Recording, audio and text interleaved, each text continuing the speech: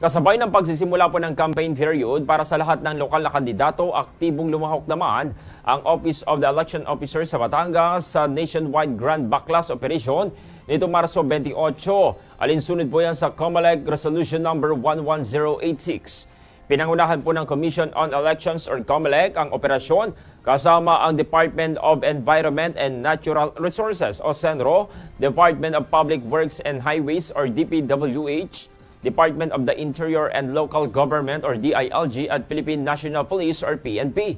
Isinagawa po ang Grand Backlash sa iba't ibang bahagi ng Batangas upang alisin ang mga campaign materials na hindi sumusunod sa tamang sukat at lugar ng pagkakabit. Alinsunod po yan sa mga alintuntunin ng COMELEC. Patuloy naman na ipatutupad ang mahigpit na regulasyon sa pangagampanya upang matiyak ang patas at malinis na halalan sa darating na Mayo 2025 elections. Good morning,